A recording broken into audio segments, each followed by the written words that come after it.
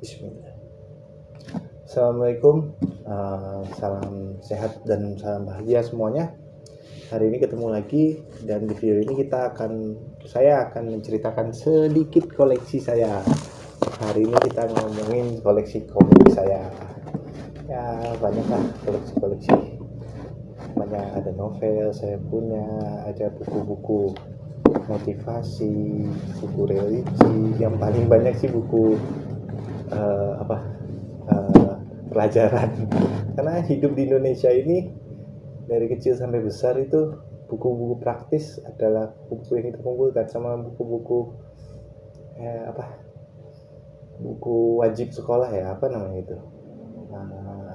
Itu yang kita punya ya, pasti kita punya, semua orang punya itu. Kapan-kapan menarik kali ya membahas buku-buku pelajaran, kapan-kapan lah. Oke, saya akan membahas tentang tes komik yang pernah memenangkan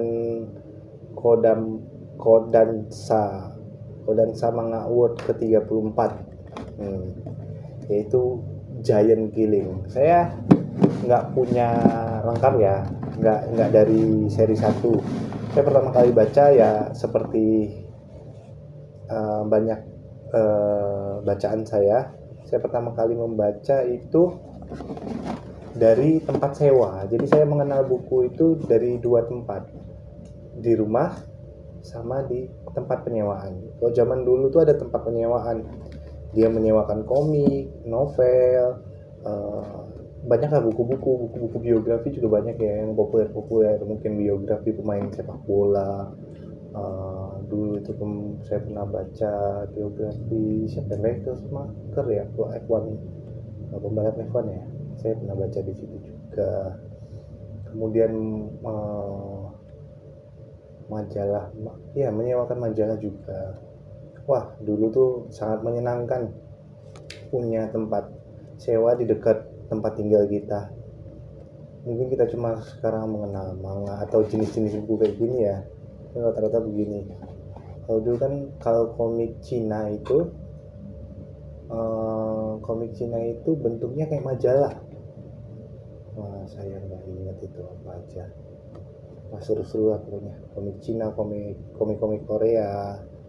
7 Bintang Utara itu komik Korea kalau nggak salah. Oke, kembali ke temanya tentang Giant Killing. Giant Killing ini komiknya masih berlangsung ya, belum tamat. Komiknya sendiri belum tamat, dan sekarang saya nggak tahu udah sampai seri berapa, soalnya ini mungkin nggak terlalu populer di internet, jadi saya cari scan license terutama bahasa Indonesianya nggak ketemu.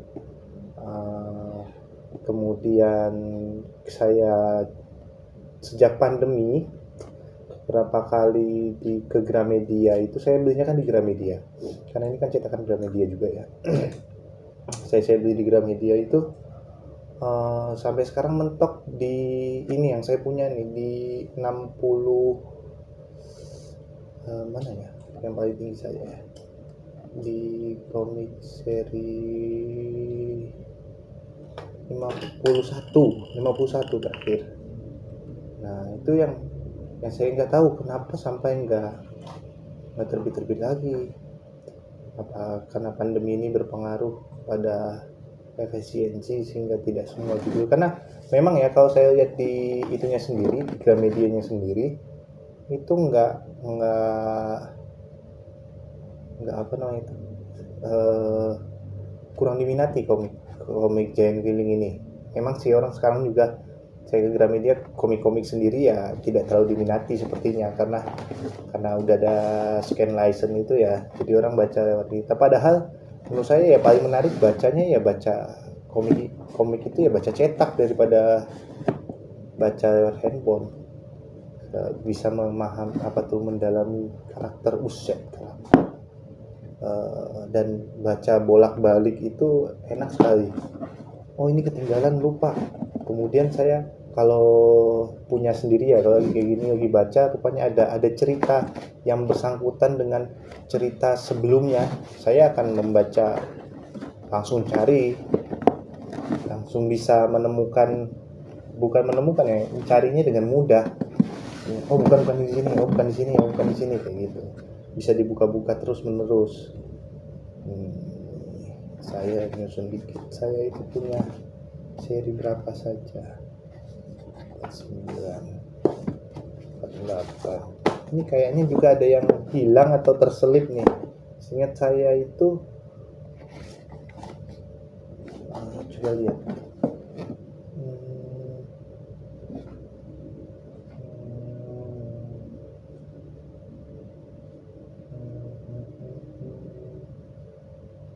Ya kayaknya serinya lebih daripada 51 ya. 53. Saya nggak tahu juga ya. Udah lama nggak gitu. Kemarin terakhir ke Gramedia di sebelum PPKM dimulai, di bulan-bulan di awal-awal setelah Lebaran tuh, ini nggak ada terusannya lagi. Saya juga jadi bingung. Berhenti aja di situ. Bahkan seri 53 ini udah nggak ada lagi. Adanya seri 34, 33 yang bikin saya jadi bingung. Nah ini yang saya temukan cuma sampai seri volume 51, seri ke 51, buku ke 51, volume 51. Ini saya punya, bisa lihat teman-teman semua, ini koleksi saya. Mulai fokus, nah itu. Nah ini koleksi saya tentang Jane Killing. Jane Killing ini ceritanya berawal dari Giant Killing ini punya, menurut saya ada dua tokoh utama di sini. Ada Tatsumi, ada si siapa namanya? Saya lupa ya. Ada Tatsumi, ada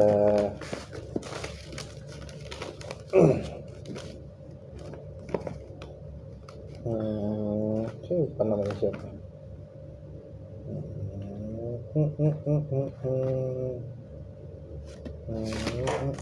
Tapi tokoh utamanya Tatsumi dalam hal ini, karena dari seri 1 ini sudah diceritakan dan alur ceritanya berkaitan dengan Tatsumi, dan di akhir-akhir volume ke-30 ke volume ke-40 itu mulai bergeser ke satu tokoh, ceritanya mulai sorotan ceritanya mulai kegeser ke satu tokoh yang namanya, mana pemain bolanya ya,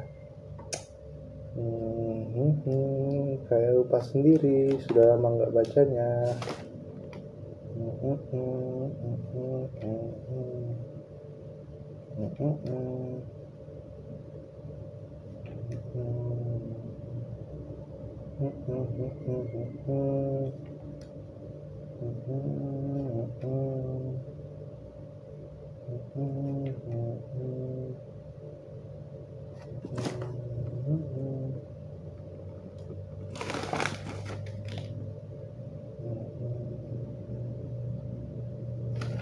Ya itulah, saya sendiri lupa namanya.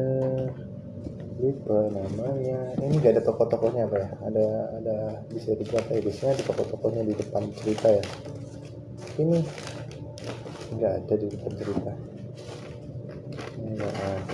nggak ada di depan cerita, nggak ada. Jadi di sini ada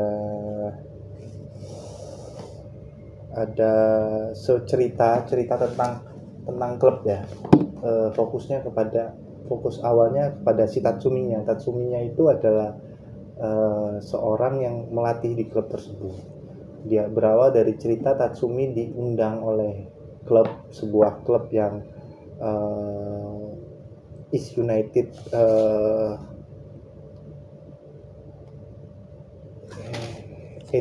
It's Tokyo United, namanya It's Tokyo United itu menceritakan tentang masa tim kecil yang mati segan hidup tak mau. Kalau saya masih penasaran tokohnya namanya siapa. Sebentar.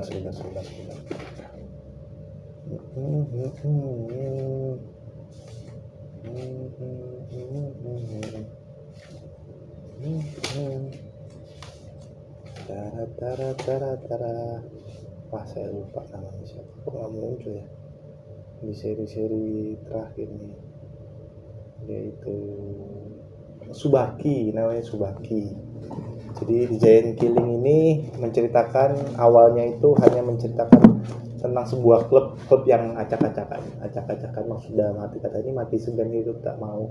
Dia selalu berada di papan bawah di Liga 1, di Liga 1-nya Jepang. Nah, nama-nama ini nih agak-agak dan gaya-gaya bermain bola di Giant Killing ini banyak terpengaruh dan banyak sedikit meniru klub-klub di Inggris. Klub di Inggris kalau menurut saya ya, ada juga yang beberapa yang mencoba meniru klub-klub negara lain, tapi lebih banyak fokusnya ke Inggris. Bahkan nama-nama tokohnya ada yang plesetan nama pemain-pemain atau pelatih-pelatih yang benar ada di dunia nyata ya, terutama di klub Inggris. Tatsumi itu di sini nih disuruh melatih Etu itu It's Tokyo United, supaya berharap bisa ada kenaikan dan perbaikan di klub Etu. Dan Tatsumi ini eksentrik, sangat terkenal eksentriknya karena cara-cara dia melatih itu banyak dianggap bahwa cara-cara melatihnya itu tidak di luar kebiasaan yang ada. Dia memilih tim inti, bukan awalnya tidak hanya dari sekedar nama besar, senioritas ataupun kepandaian skillnya. Memilih tim inti, dia mencari tim yang dengan stamina-nya tinggi. Jadi yang pertama dengan stamina, jadi pemain disuruh lari terus dengan dia yang laganya nggak peduli. Nah, kemudian cara dia mencari strategi itu dia hampir sama sekali tidak bergerak dari bench pelatih setiap pertandingan sampai dia hanya bergerak untuk menukar, memindah, tapi untuk berteriak seperti yang ada terjadi di ini dia jarang-jarang tidak ada di awal-awal itu, tidak ada sama sekali dia untuk seperti itu. Dan latihannya esentrik, dia melatih dengan cara menyamakan dengan permainan lain, melatih dan memilih pemain-pemain baru itu dengan keunikan-unikannya.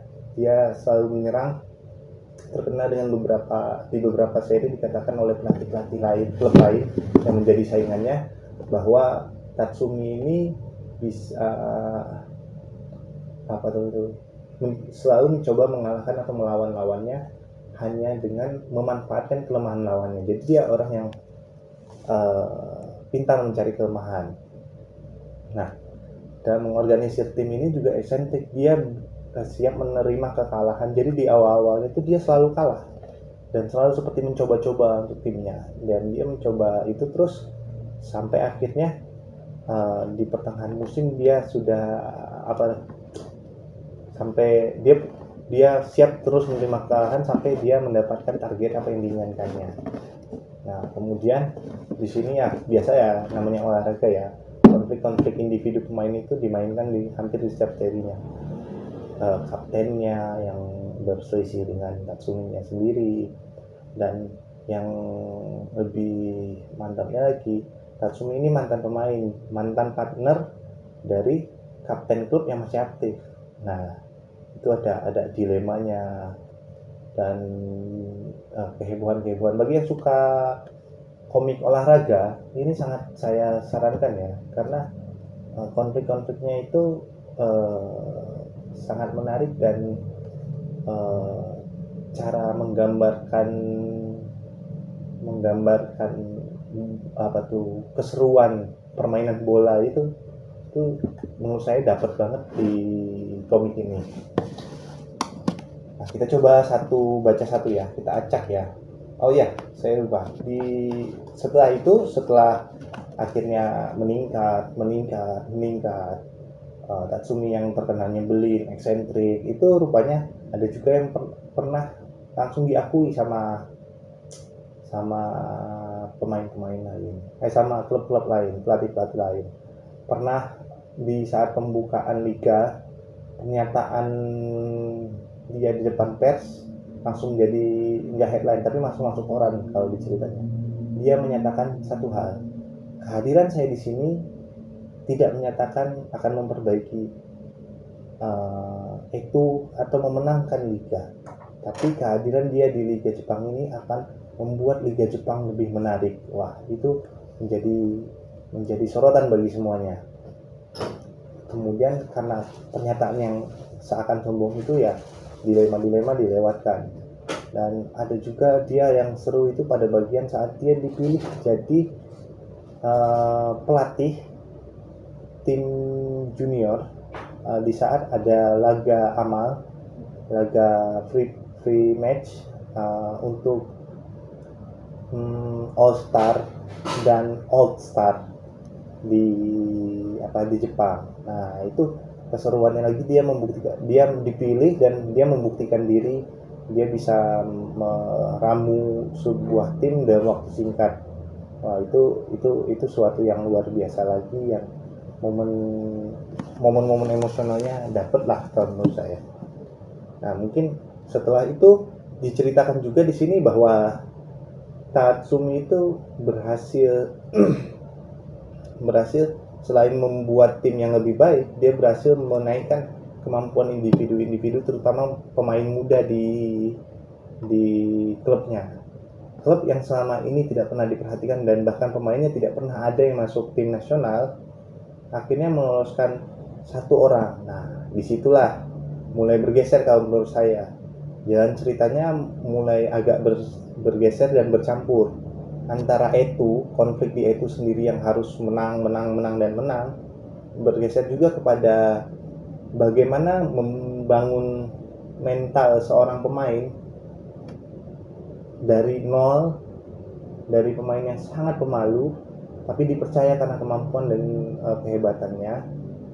Dan awal-awal itu tidak dipercaya karena dia benar-benar baru, yang namanya Tsubaki. Dan sampai akhirnya dia menjadi wakil dari yang berhasil lolos di tim nasional Jepang. Wah, itu kalau saya mulai bergeser tentang tim nasional Jepang, cita-cita Jepang, dan sini mimpi-mimpi Jepang tersadurkan di situ untuk dalam dia menghadapi Piala Dunia dalam hal ini. Dan konflik-konfliknya mulai berpindah dari klub kecil di Liga Jepang, dibuat cerita konfliknya sudah konflik internasional, konflik bagaimana membangun klub, membangun tim nasional dalam menghadapi ajang Piala Dunia. Dan di sini juga mulai menyoroti satu pemain, tokoh utamanya sedikit geser ke yang namanya Tsubaki tadi, seorang yang awal-awalnya biasa-biasa saja, bahkan ya itulah kebiasaan ini ya, bukan kebiasaan nih, yang salah satu yang saya suka adalah cerita-cerita yang ada seseorang yang kalau dalam kehidupan sehari-harinya dalam hal-hal lain selain hal yang dia suka dan dia bisa, itu dia terlihat sebagai orang bodoh, orang yang mudah dibully. Tapi kalau sudah urusannya yang dia suka, urusan yang dia fokus, itu dia jadi orang nomor satu. Nah, itu kan cerita-cerita yang seperti itu sangat menarik bagi saya. Jadi ada kekonyolan dia kalau dia tidak sedang main bola. Tapi kalau sudah dia lagi main bola, wah, dia bagaikan sosok yang berbeda. Itu cerita-cerita yang saya suka. Sampai seri 51 yang saya punya ini menceritakan tentang Tsubaki yang sedang menghadapi Piala Dunia. Nah, disitulah terakhirnya yang saya baca ya. Dan sampai sekarang saya nggak tahu sudah sampai mana sebenarnya. Kalau license Jepangnya mungkin ada, tapi saya nggak bisa bahasa tulisan Jepang. Yang Inggris Latinnya saya nggak ketemu ya. Yang ada tulisan Latinnya dalam berbahasa Inggris pun saya nggak ketemu scan license-nya. Atau saya kurang dalam mencarinya ya. Oke, nah, ini salah satu momen, banyak momen-momen kayak gini nih. Nih, coba lihat gambar ini. Kalau saya bilang nih, ini salah satu ilustrasi yang memperlihatkan, yang membawa suasana cerita ini seakan hidup. Ilustrasinya bagus-bagus loh. Di sini kita bisa lihat beberapa momen-momen nih kayak gini. Ini kan kalau tulisan doang ini dak duk doang ya. Gambar atau nggak fokus sih. Nah, ini fokusnya. Nah, ini apa namanya?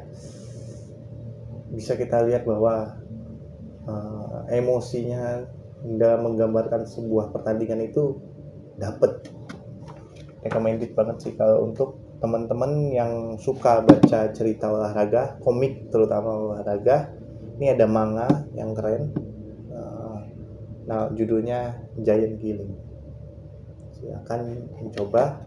Itu koleksi saya yang nggak lengkap sih. Siapa tahu ada yang mau nyumbang ya. Saya cuma punya nomor 16, langsung loncat ke nomor 31, volume 31. Kemudian saya loncat lagi ke volume 33, 34, kemudian saya loncat ke 42. 44 berurut sampai 51. Nah, saya ada kehilangan beberapa nomor terutama di awal 1 sampai 10, nah 15 saya nggak punya. Ya sulit juga sih menemukannya.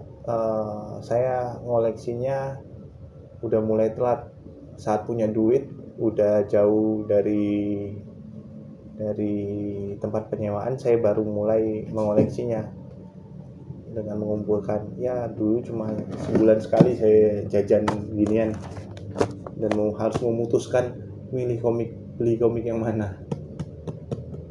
Ya, itu saja ceritanya Giant Killing. Terima kasih telah mendengarkan. Assalamualaikum warahmatullahi wabarakatuh. Salam sehat, salam berbahagia.